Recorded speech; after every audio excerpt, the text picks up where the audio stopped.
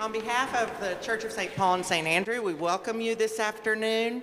My name is Erren. I'm a facilitator, but you will find, gentlemen, that today that really means timekeeper. So we are on very strict time restraints today, so just a friendly FYI that I'll let you know when you hit 5 minutes, and then we're asking you to hold to 7. Yeah. Play us off the stage. Trust me, you don't want me to be the orchestra that starts playing.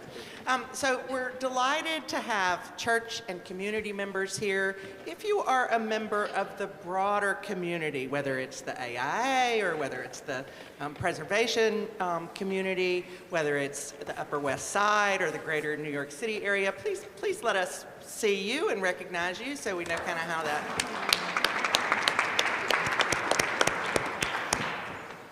Well, again, it is my pleasure to welcome you.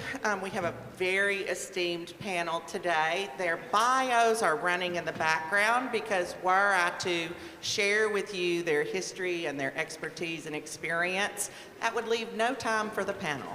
So what I will do is a very brief introduction. So first of all, we have our senior pastor here at St. Paul and St. Andrew, of course, Karpen. We have Columbia University Professor of Historic Preservation, Andrew Dolkart. Chief Executive Officer of Pohlmann Construction, John Pohlmann. Associate Architect with SOCOTEC, Ping Kwan. And Marty Griggs, the Principal at Walter B. Melvin Architects. So welcome, and Kay, we would love to have you get us started today. All right, I'm going to stand up so I can see you. My task is to go through 190 years of congregation history in 5-ish minutes. We'll give it a whirl. I've got these little clever handouts for you. If you didn't get one on the way in, could you raise a hand and Andrea will bring you one? I think that will really help. Okay. I think the things that I want you to take away from my little part of this is that this is the third building built by the congregation. The congregation started, as you can see, in the 1830s down near Houston Street on Mulberry Street. And that was a church that was built a long time ago as the Second Wesleyan Chapel. And the Second Wesleyan Chapel was noted because it was one of the early churches that didn't charge for places to sit in the church. No pew rents. This was like a major movement in the 1830s, evidently. So you should be grateful that now you're sitting in these lovely, comfortable pews and nobody asked you for anything on the way in. That building lasted all of 23 years, and the reason why it was abandoned, I assume, was not because it was constructed poorly, but because the population of New York City was moving north, and the population of Methodists was likewise moving north. During the 19th century, Methodism was the largest religious movement in the country. A lot of Methodists around during that period. And they began moving up here towards the country. And so the second building was built in the 1850s, and that was St. Paul's Methodist Episcopal Church. There it is. It was truly a magnificent building. It was clad in marble. The steeple went 210 feet tall, which is twice as tall as our tower. That you saw on the way in, so super big. Think maybe Marble Collegiate. It has those vibes. I think the architectural style, is that Collegiate Gothic or something? Anyway, some of you who know something about architecture could tell me what kind of building that was. However, it lasted less than 40 years because once again, people were moving up here to the broad open spaces of the Upper West Side. And so in the mid 1890s, that property was sold, the church was demolished, and a building was built in its place called the United Charities Building, designed by the same architect as this building. I guess it's less exciting of a building because the AIA note for the building of the United Charities was, well, it proves that even R.H. Robertson could occasionally make a boring building. So our building here is not boring. It was finished in 1897 and consisted of a very large sanctuary space and a lot of other spaces. Some of you, we welcome you to take a tour around the place. There are really some very quirky spaces involved in this building, and we want you to see as many of them as time will permit. So the building kind of gave trouble from the start in some ways, in certain ways, and some of our other panelists can talk about the challenges of it. Particularly true of the terracotta ornamentation on the outside of the building. And there's reasons for that. But it's still here, and it's here almost 130 years later. Now, the congregation, as it moved along, made various efforts to renovate. The last major one before the present era was in 1968, when all of the drainage systems of the building were redone. And it moved to the exterior of the facade rather than coming down through the building's walls. And that was done by necessity because it was basically the building was rotting from the inside. The congregation, as with many churches and other religious institutions, in the 60s, 70s, began to dwindle. And so the congregation was not able to keep up with the building. And so, sadly, at one point decided to vote to demolish the building and start over, probably in conjunction with a developer who would build some space for the church and some apartments above or wherever. So that was met by a decision that we will hear about in a few moments by New York City to designate the building a landmark of the city. That was done in 1981. The congregation was not thrilled at the time. Oh, my goodness. Not thrilled at the time, and it took the city to court. It went up through the courts to the New York State Court of Appeal. There was a split decision there. The church petitioned the U.S. Supreme Court, and they basically took a look at the case and said, you guys should really play nice. You know, you guys should get together, find some compromise, find some way that this could work out for the city and for the church. And so that began an effort at hardship proceedings, which is part of the landmark law, not often exercised, but gave it a try. During this time, importantly, the congregation began to grow. And it grew not only in numbers of people in the pews, but in the outreach work of the congregation, which a lot of it began when there was no money and no people around, like the West Side Campaign Against Hunger. But at some point, we began to share the building with a number of other congregations, including Congregation B'nai Jeshurun, who are still our partners here. And we began to dream of a way of keeping the building going at a minimum, and possibly even renovating and keeping and getting the building to last another 130 years or beyond. And so that's where we find ourselves now, with a major effort to renovate and restore the building, starting with the roof. And I think I can just leave it there for now. Thank you so much, Sure. Kay, for that history.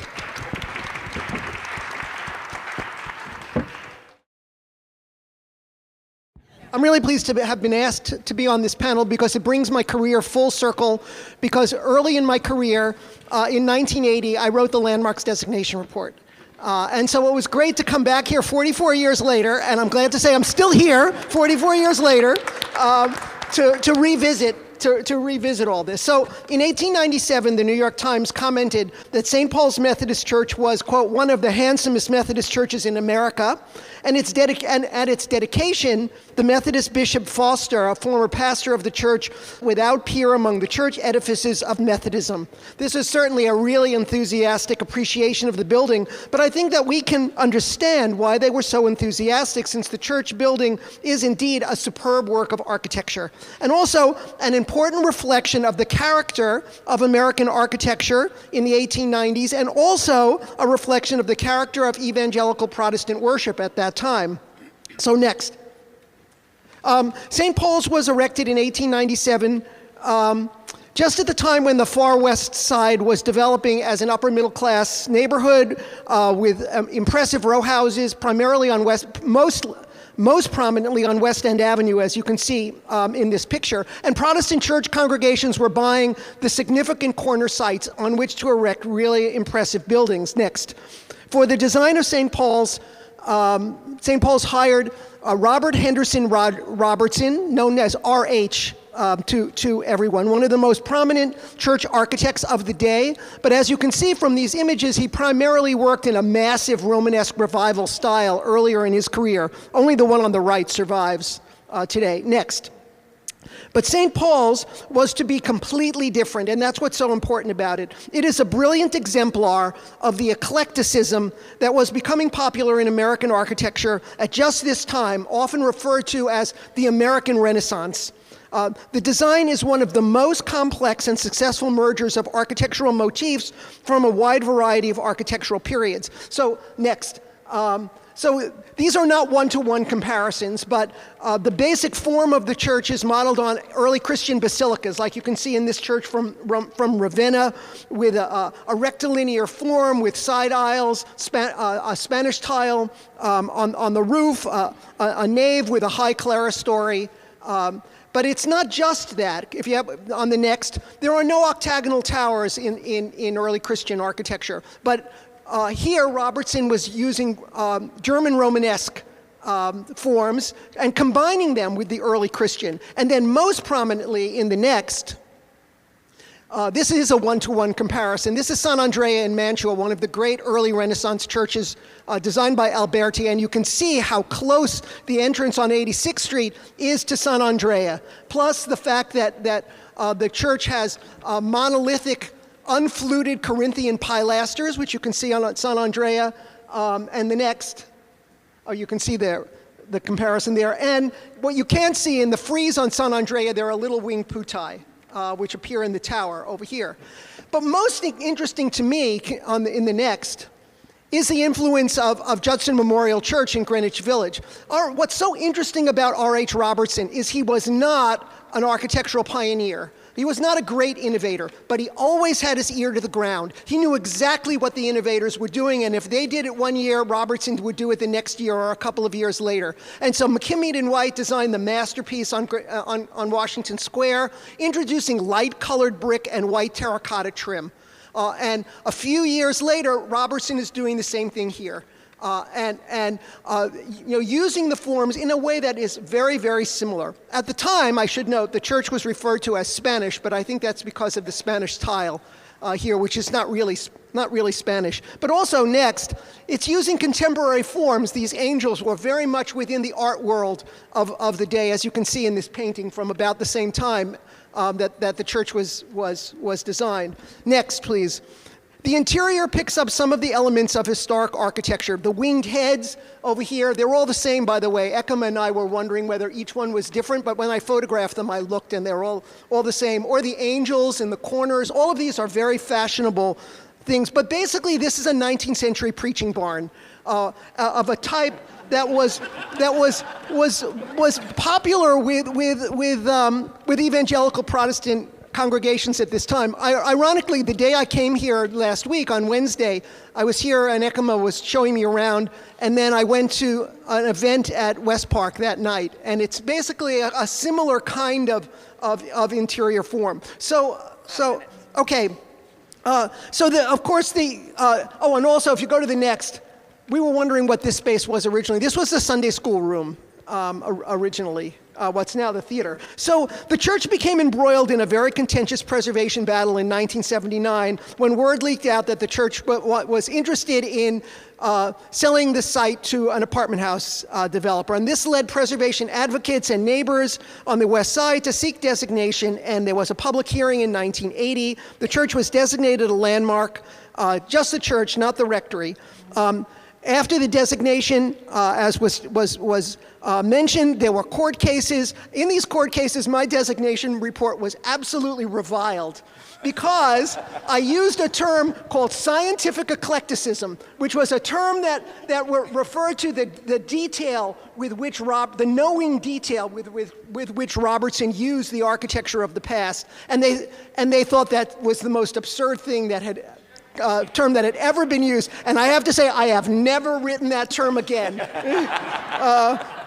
But it was I didn't make it up, but it was a good term. Anyway, it went to the Supreme Court.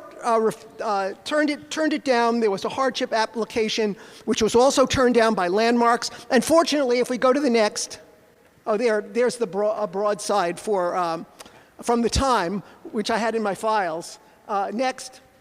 So fortunately, we are here in the church sanctuary today, and it has not been torn down, and we're discussing the history of the building and its planned restoration, and I look forward to the successful completion of the work and the continuing contribution that this great institution contributes to the neighborhood and to the city at large. So thank you. Lovely.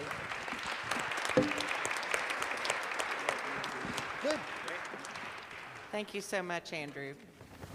Well, my name is John Pohlmann, and I have a construction company, and about 22, 23 years ago, because I go to church here too, they were interested in a whole renovation of the lower level, and I got involved with that.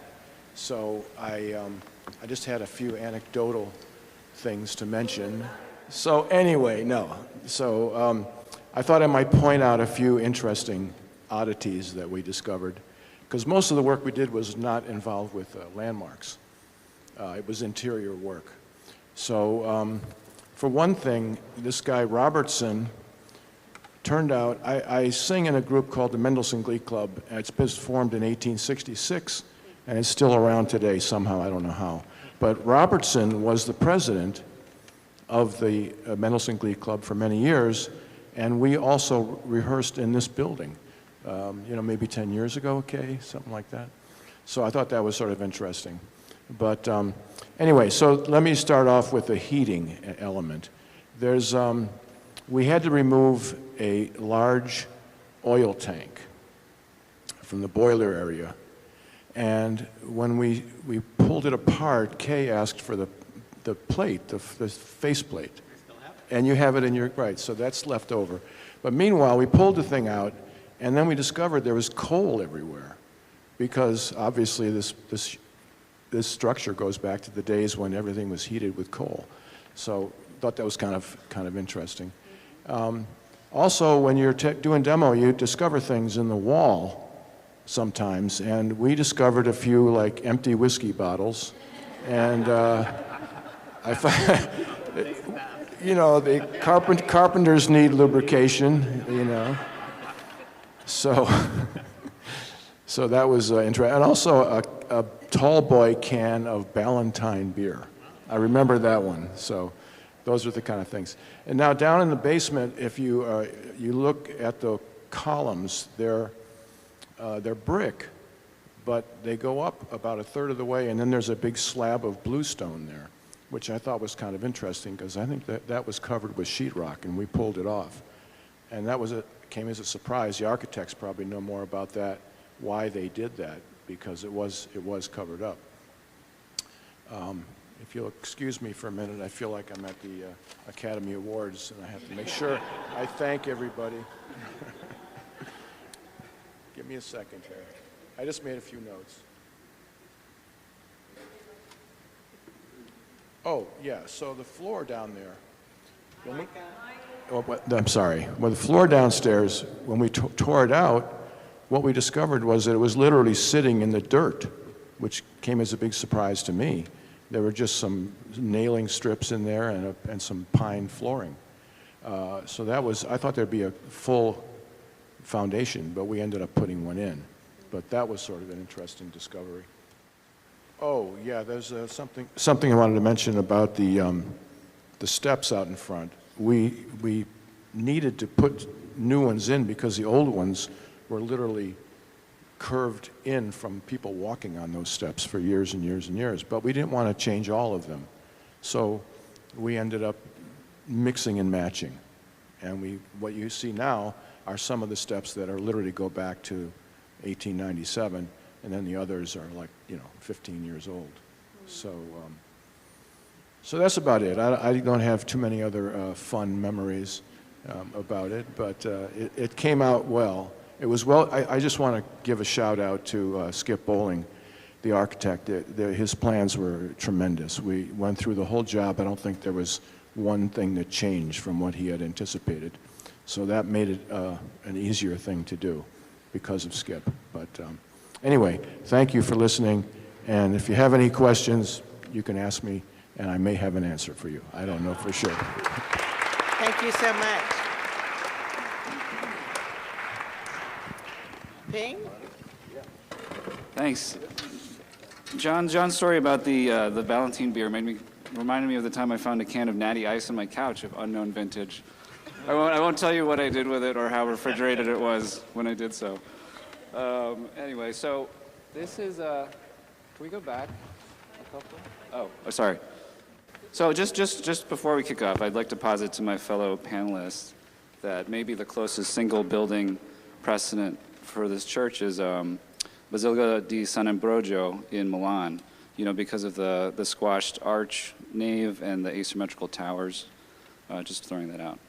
So, next. So, Shmona in Hebrew, 8, okay, am I saying that right? Has the meaning of to make fat, shemen, or to make abundant. 8 comes after 7.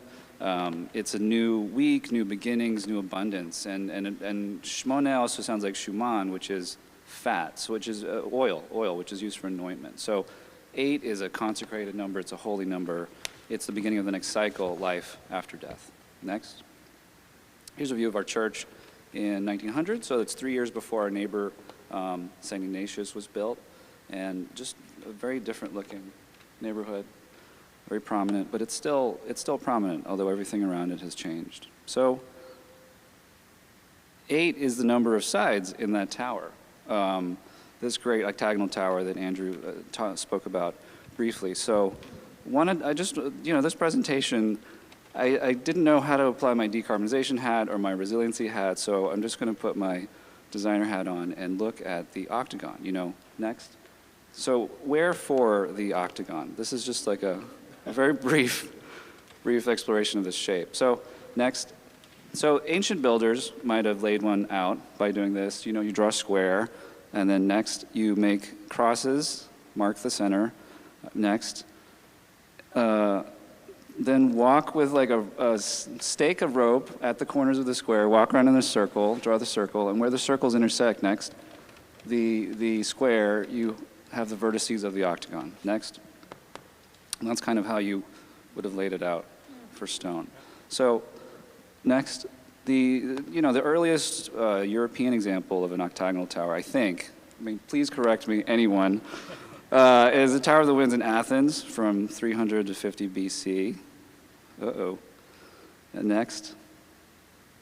And then first Christian use seems to be Constantine the Great's 4th century Church of the Nativity in Bethlehem. He visited and had an octagonal structure built around the grotto of Jesus' birth. This version of the church was destroyed during the Samaritan revolts, but later, the Dome of the Rock and other Islamic examples would pick up the shape. Next.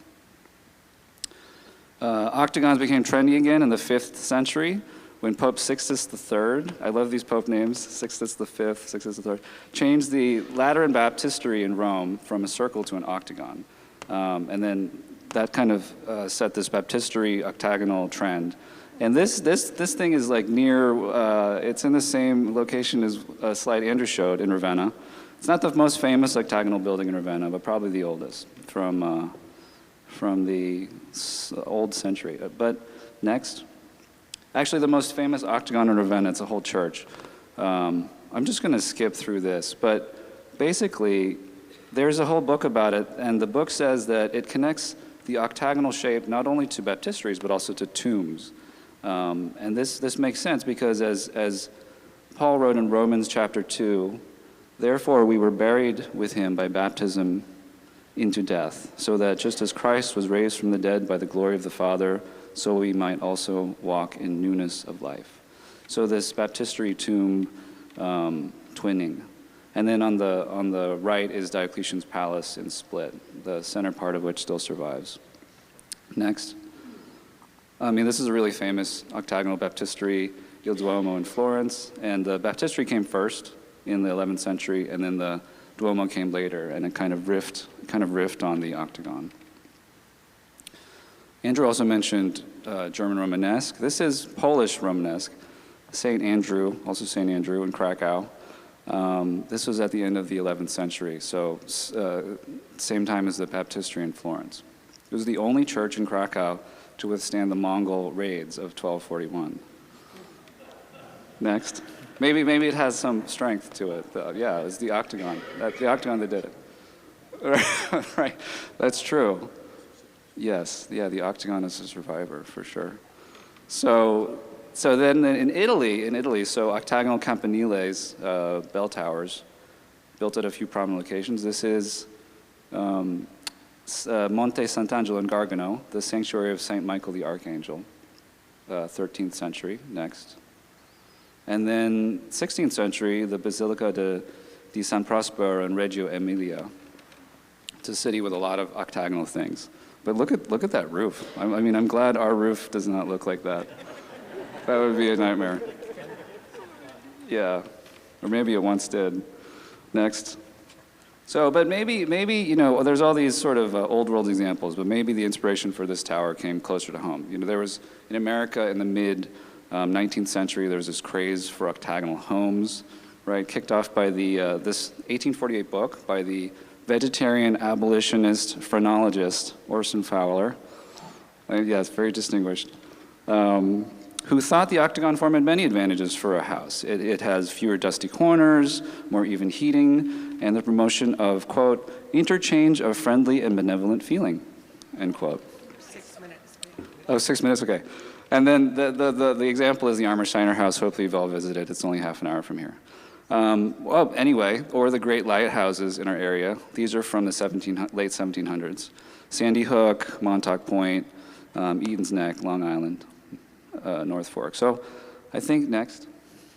So I think in conclusion, you know, it's not really clear where this came from. I think as Pastor Lee quoted in her sermon, you know, it doesn't know how to be absent, this octagonal tower, and it grounds us. It grounds this church to the neighborhood. And I think as part of the urban fabric, it's so nice and it's so inspiring to live in this city where you can look down the street because it's visible, so visible, and you see something that is mysterious. It doesn't have a purpose really, you know? And a city that's able to preserve things like that, these mysteries, these follies, is one I'd like to be part of. Thanks.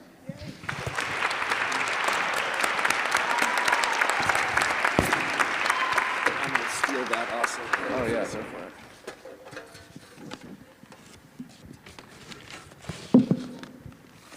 Hello. Hi. Martin Griggs from Walter Melvin Architects. I'm here to talk about kind of how we got here and where we hope to be going with the restoration of the exterior envelope of the building. I think people have talked quite a bit already about R.H. Robertson. Next slide. Well-known architect from his time, over 50 major buildings in and around the East Coast, variety of different typologies. Next. Including a number of kind of early skyscrapers in New York City. One which we just finished the restoration of, the Lincoln Building, which had some really interesting details up at the top of the cornice. Next. But probably about a third of his buildings were ecclesiastical buildings. You know, he worked in a variety of different styles, which I think have already been talked about. And one thing you notice about his buildings is that there's a high level of complexity with his church buildings.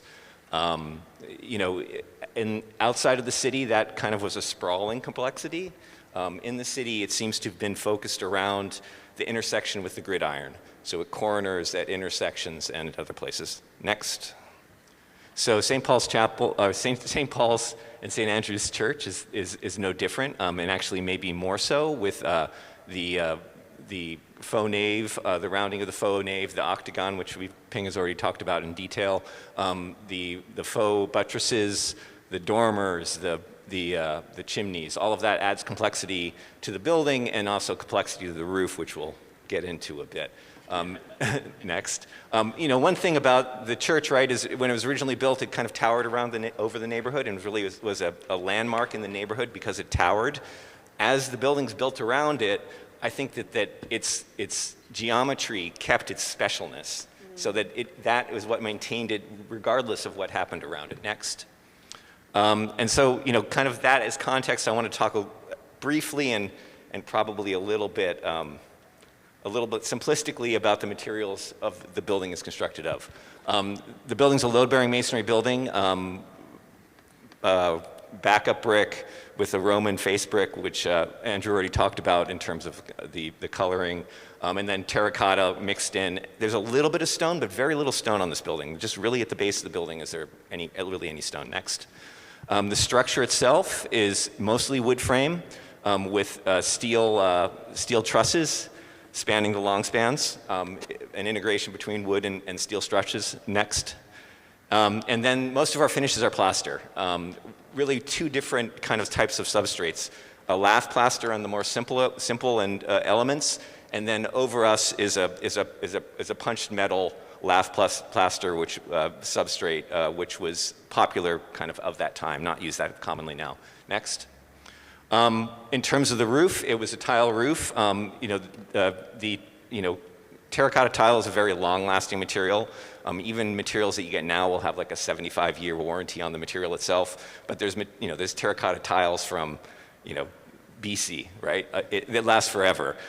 It's a material that's obviously pressed into molds, dried, and then fired. Because of kind of the consistency of the material and the thickness, it tends to get fired at a very high temperature. So it doesn't tend to fail in freeze thaw, so it's good for the Northeast. It does have some issues in terms of fasteners deteriorating over time, impact damage, high winds can dislodge tiles if not properly installed.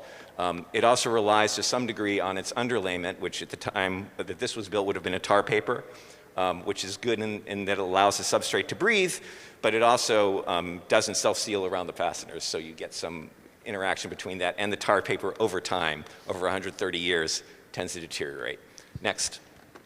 And then, the other material that we're going to talk quite a bit about is terracotta. Basically was a stone replacement at the time. It's a material that's pressed into molds mostly by hand. Again, dried and fired. It tends not to be fired quite as long. The firing isn't quite as complete just by the nature of what the material is and the way it's fabricated.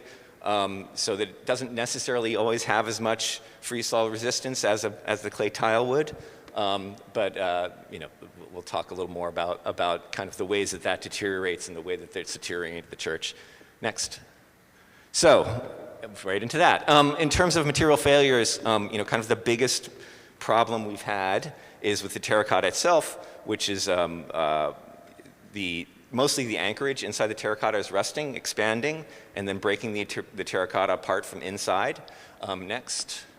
We do have some issues with freeze thaw, generally in areas where we have a high level of moisture, probably mostly rising damp at the base of the building, and then some other select areas, but it's not as big of a problem. Next. And then we do have some building movement and issues, probably in combination with freeze thaw and joint deterioration. Next. The other place where we've had some significant failure is at the plaster. We talked earlier about the mesh. In areas where we've had persistent leaks, the mesh has failed, basically rusting through and falling, no longer supporting the plaster itself. We've also had some issues with wood, where the wood lath, where it swells and breaks the keying of the plaster. Next. So we've been on the building, working at the building for quite some time. Part of what we've been doing is trying to kind of look at our problems that we have and try to find a way to get to a point where we can start to restore it rather than just safing things off and just protecting the public. And so really we were looking at how, going through and see where are our real moisture sources, and this was part of that process. Because of it's difficult to access, we were a combination of infrared and moisture meters to do that. Next. And really one of the biggest issues that we have there, going back to that complexity that we're talking about, is that the way that the church is built, it focuses water into different areas. Right, just the geometry of it focuses water to different areas, and some of those areas either weren't great, the detailing wasn't great originally, and some of those areas, the detailing of things that people have done to try to adjust that have made that worse. The image to the right shows all of those roofs now drain through basically 2 gutters, so that in heavy rain they're overflowing those gutters. They're because of the abandoning of the internal system, it kind of concentrates the rain flow into those areas. Next. Not to say that we don't have some issues at the walls, but those are not the major source of our moisture infiltration, which is really the driving force to our deterioration here. Next. So we've been not working at the building since about 2005. We've taken a lot of units off the building. We've netted many areas of the building. During that process, we've always been documenting and conditions, so we can track conditions and deterioration over time. Next. There's also been other repairs that have been done at the building, some shoring by others, spot roof replacements, some probably ill-advised coating of surfaces that have caused other deterioration. And actually, interesting for me is that at the southwest tower, it looks to me like this process actually of covering and stabilization probably was taking place even earlier, probably into the 30s or the 40s, with some covering of problematic terracotta with quite nicely done copper work. Next. So kind of where do we go from here? So what we're really trying to, often we'll build buildings from the bottom up, almost always from the bottom up. We often restore from the top down.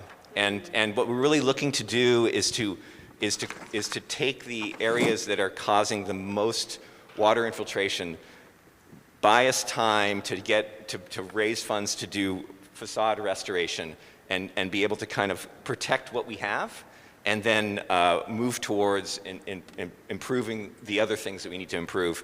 After kind of going through a lot of looking at it, really the best way for us to do that is to replace the roof.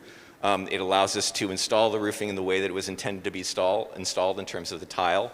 It allows us to deal with the drainage issues and try to reestablish a drainage system that makes sense in terms of getting water off the building. These are just a couple of projects we had done with tile. Next. It also allows us to look at one of the big issues here is maintenance and access for maintenance. It's quite difficult to access a lot of these areas. Some of the access that was there originally is quite terrifying, to be frank, and some of that access is actually because of infiltration further deteriorated. So one of the things we're looking at in terms of developing a scope of work is to make that access better, so that the building staff, which is doing an amazing job of trying to keep everything running properly, has an easier time doing that. Next. So we're working through details for that system. One of the things about working top down when you build bottom up is to try to think about in the future, okay, we're going to have to replace terracotta under roofing. How do we make sure we can get to that terracotta again? How do we self-support things? How do we modify details that allow us to work later on the things that we need to work on? Next. So, I mean, really, our goals, right, is to, protect what we have, provide a long-term roofing system, and really move along a path to a full restoration. Next. And just I wanted to kind of finish off by just kind of saying, there's been a lot of people involved in this process, much more people than are shown there. Those are just the people I have photos of. And there'll be a lot more going forward. I mean, buildings, we kind of think them sometimes separately from people, but buildings are not separate from people, right? People build buildings, buildings house them, and then the people come back and they maintain those buildings. And the buildings that are in the best shape are the ones that are used where the people maintain them and keep them moving forward to service them. And so what we're really hoping, by moving doing this project to take care of the roof is that we're gonna show a little love to the building, and hopefully that, what we want to have happen is that love goes back to the congregation and basically allows them to do their mission better with, not having to focus on leaks. And, that's basically what I've got to say. Thank you.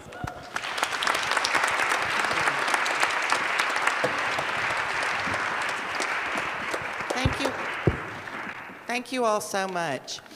Before we move to audience Q&A, I want to take a minute and build on what Marty said there at the end, which is, for many of us here at St. Paul and St. Andrew, this building matters. It has such a beautiful and rich history, so many unique features. And really, it is the vessel from which Kay and Lee and Andrea and Ekema and Aurora and all the leaders and congregants here serve the community. So Kay, I would love for you to make the correlation between the work that you and the team and the volunteers do here and this building. Specifically, Kay's going to talk to us about something called the halo effect. So Kay, what is the halo effect? We'll take a good look at me. Yeah. Do you notice anything above my head? Anyone? Yeah. Not really. Okay. All right. We had a little handout about the halo effect, and it doesn't refer to the saints that occupy the space, or St. Paul or St. Andrew. It's basically an economic impact measurement that was done by a group called the Partners for Sacred Places, and in conjunction with the University of Pennsylvania. And there's a little article about it with a little smiley face with a halo. And so you can take a look at that. But what it does is look at what economic work, but not only economic work, is generated by a place like this. And in their efforts, the Partners for Sacred Places, to extend or to explain the contribution that buildings like this, historic buildings that are active in the community, what difference do they make to the community? And so I think it's a very wise thing. Jim is the one who put this together, so further questions can go there. But I was at West Park Presbyterian Church just 2 blocks away yesterday at a preservation event. Kind of a cautionary tale in a way, but what they were really emphasizing in the course of that event was the contribution that it makes to have a place that celebrates the arts, that brings people into the community to celebrate, to learn, to study together. And so there's a way of quantifying that. And so when the University of Pennsylvania and Partners for Sacred Places analyzed the impact that this building makes on the community, it came up with a very high number of more than 32 million each year. And that's people like you come here for various things. You might come for worship, you might come for a concert, you might come for a play up in the theater, you might come for food from the West Side Campaign Against Hunger based out of the building. And so that is really hugely important work economically, but more than that, spiritually and socially. And so I just want to leave with that. When I've been walking around or talking around to different people about raising money, we need $5.5 million to redo the roof. That's a lot of money. Oh, that's a lot of money. And so we've been starting to talk to people one-on-one about helping with that. And what people really talk about is people appreciate the beauty of the building and the quirkiness of the building. And it's true that when you walk down the street, you really notice West Park. You really notice St. Paul and St. Andrew. And it's just such a relief that it's not just another functional building in our neighborhood. But what people have mentioned to me is the work that goes on here, the work that goes on for refugees and asylum seekers that Lee Matthews guides, the work that happens through the West Side Campaign Against Hunger and all of the team there, the work that goes on through the tutoring program that Charlene runs, and on and on and on and on and on, and as well as we had more than 200 concerts in these spaces last year, et cetera. Okay, so I'm going to stop. I'll leave it there, but does that answer your question? Yes, thank you so much. All right. Who has questions for our panelists? Yes.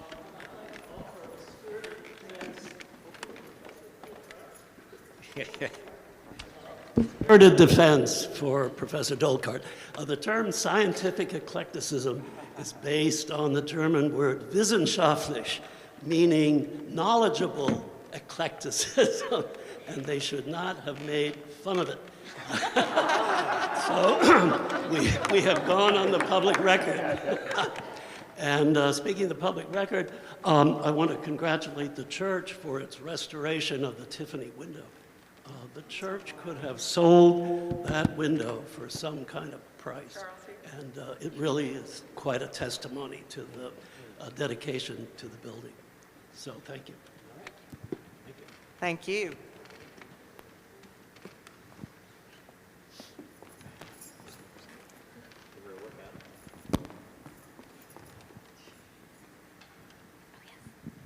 Hello. We've talked quite a bit about the construction of the building and the roof, but also what about the flooring? The construction gentleman who was speaking mentioned downstairs in the basement how there wasn't like a subfloor, but like the floor that we have here in the sanctuary, this wood floor, is this original to the 1897 building, or has there been other wood flooring implemented here?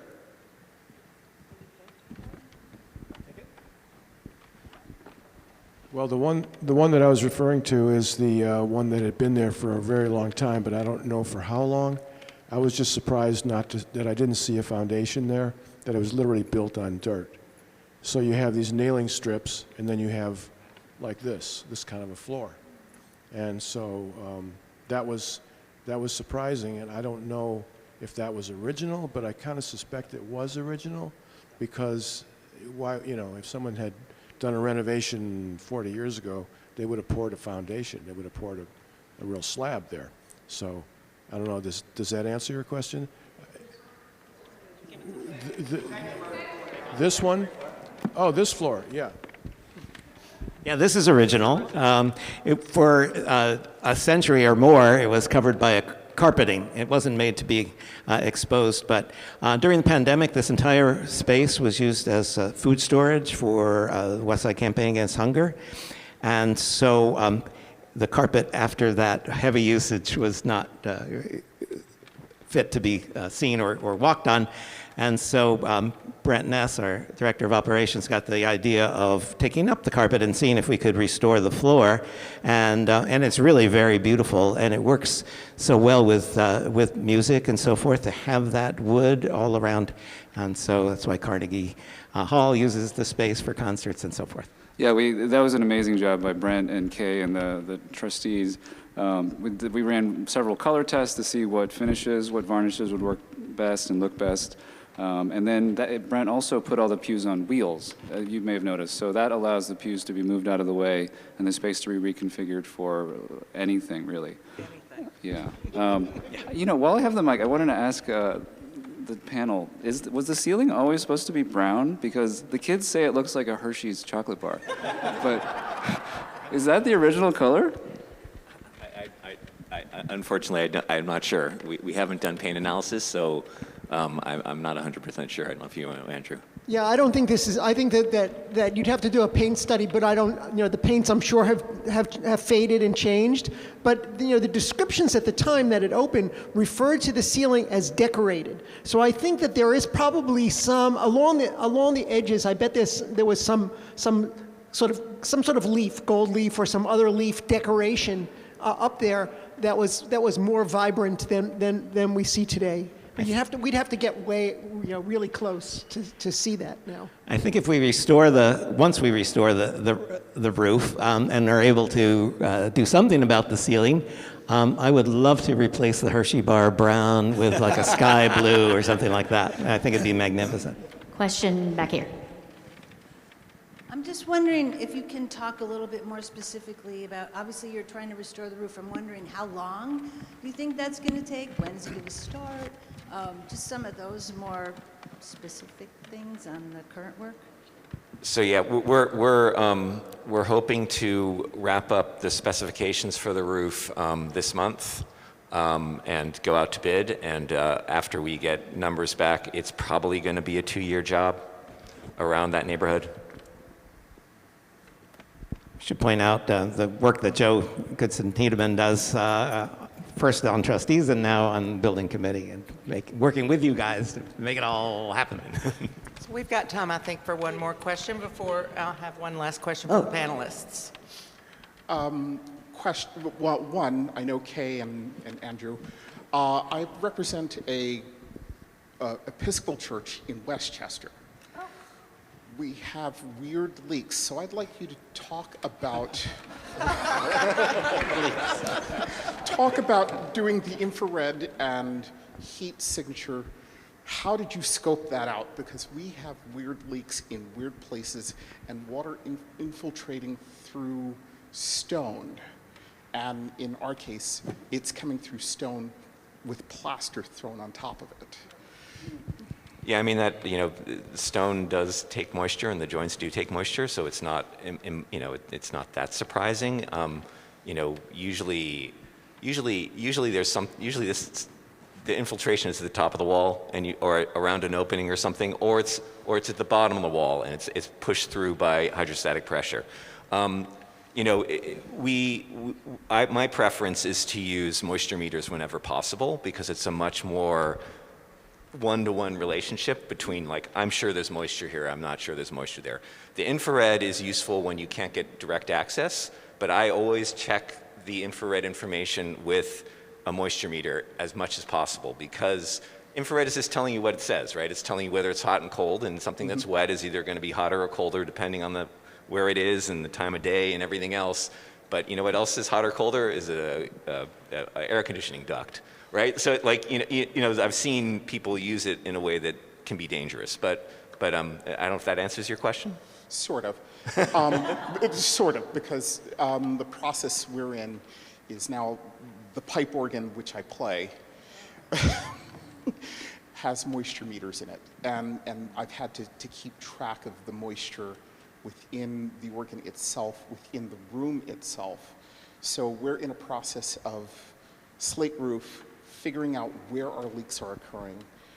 And it's one of 3 churches that I'm working with that have organ issues, roof issues, and ceiling issues. So Sounds thank like you and Marty might need to hunker. That happened here too, right? The organ, one of the organs was destroyed by a leaky roof. Yes. So we were very familiar with what water infiltration does to pipe organs. So we have almost half an organ that works. Now that still means how many thousands of pipes? Warren would know, I don't. But thousands of pipes that do work. The swell and the grate organ are both functional. But over the years, this side has been largely compromised. And this one, the last time we did a roof, 2 times ago when we did some roof repair, it was left uncovered during a rainstorm, and really did a number on some of the beautiful pipes up there, which took quite a lot of money to fix again. So pipe organs, gotta love them. So before we end our time with these panelists, I want to take just a minute, and this will be perfect because it'll give them a chance and put them on the spot. So each of you spoke kind of to your own niche of knowledge about this incredible building. And so we're going to take one last question from the audience, and then I would love to, starting with Marty, have you tell us what is the most memorable component of this building from your perspective? Okay, yes. This isn't a question, but Kay, I think this is adding to your talk about the halo effect.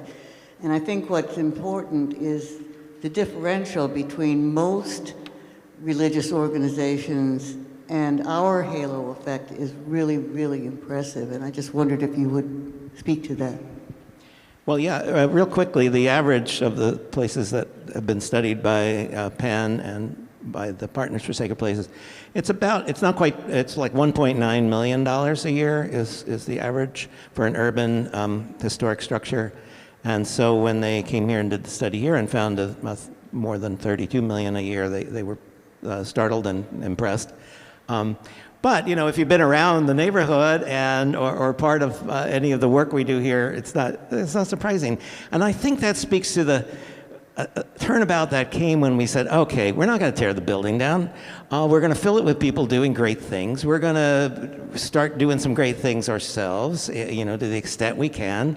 It's here. It's a lot of space. It's cool space. It's weird space. But let's fill it with people doing God's work in whatever way that's interpreted. So there you go. 7 days a week? Yeah. That's right. Okay, y'all ready? Marty? No, not at all. Experience or Whatever comes to mind. So when I was just starting out here, I was climbing around in the attic up in that corner, and I wear glasses, and I knocked my glasses off and lost my glasses down into the groin of where you don't see the decoration there, and kind of had to figure my way through a single plank back over to the exit of the attic, which is on this side. When sadly there was a failure of plaster in that corner, and the church called us up to come take a look at it, we went through all of the debris and we documented all the debris to allow for replication in the future, and there were my glasses.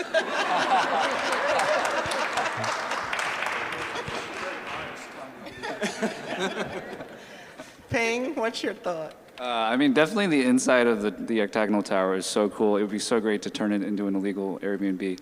But I think for me, architecturally, Louis Kahn had this notion of served and serving spaces, right? So stair cores and circulation cores are expressed, and then the building can be what it is. And here, it's cool that the stairs are all pushed out to the perimeter. The two towers are stairs. They don't go all the way up. They go up to the mezzanine. But then on the back of the building, there's this really cool area where it rounds and protrudes, and that's the rear staircase, which is really a fun stair.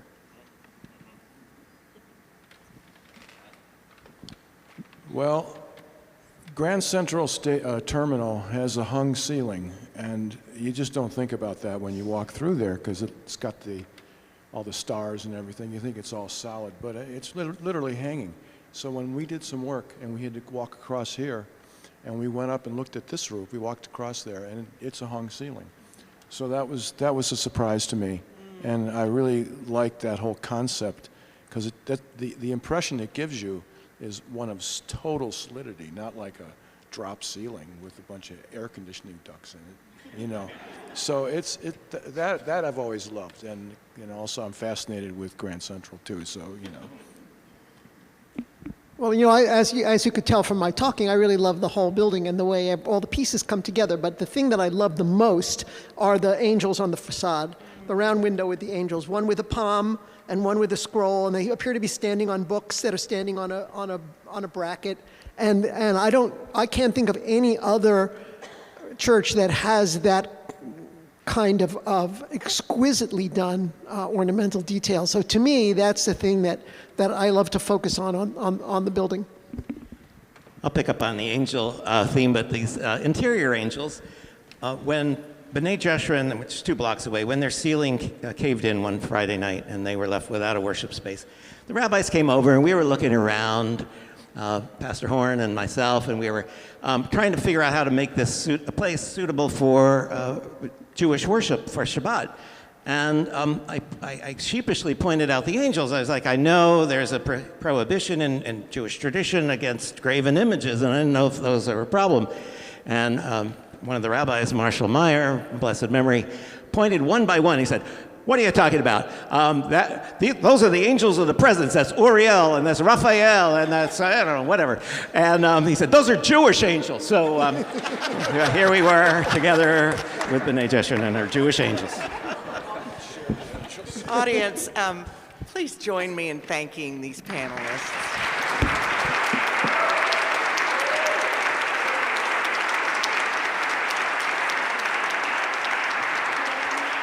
So let me tell you what's next. We invite you to stay, get a drink. I don't know if there's any food left, but in a few minutes, there's no food left. Have a drink, have some water. In a few minutes, our fabulous tour guides will be available to take you through this amazing space and see some of what was referenced here today. We so appreciate you all being here. Have a great rest of your afternoon.